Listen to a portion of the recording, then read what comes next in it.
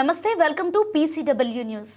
తెలంగాణలో కాంగ్రెస్ ప్రభుత్వం ఏర్పడి 15 నెలల్లో చేసిన అభివృద్ధి కార్యక్రమాలను ప్రజల్లోకి తీసుకెళ్లటమే ముఖ్య ఉద్దేశంగా పరకాల నియోజకవర్గ శాసనసభ్యులు రేవూరి ప్రకాష్ రెడ్డి ఆదేశానుసారం పరకాల పట్టణ 10వ వార్డులో స్థానిక మాజీ కౌన్సిలర్ పసుల లావణ్య రమేష్ ఆధ్వర్యంలో సభ నిర్వహించడం జరిగింది.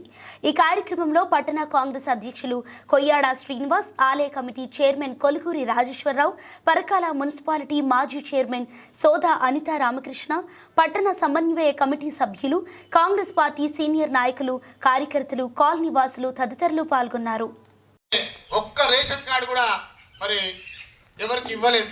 ఎందుకంటే మీ అందరికీ తెలుసు, మీ కుటుంబాలలో మీ కొడుకులకు పెళ్ళిళ్ళైనాయి, వాళ్ళకి పిల్లలైనలు అయినా కూడా పాపం వాళ్ళకి ఏమైనా చదువుల విషయంలో రేషన్ కార్డు కావాలంటే రేషన్ కార్డు లేని దుస్థితి ఏర్పడింది.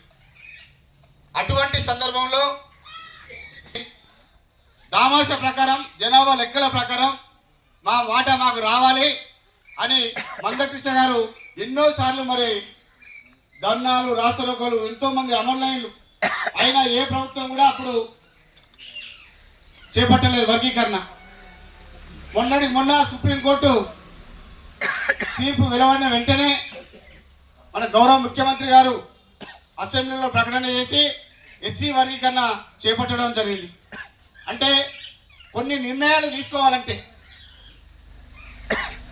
కొంతమందికి బదనాం కావాల్సి ఉంటుంది.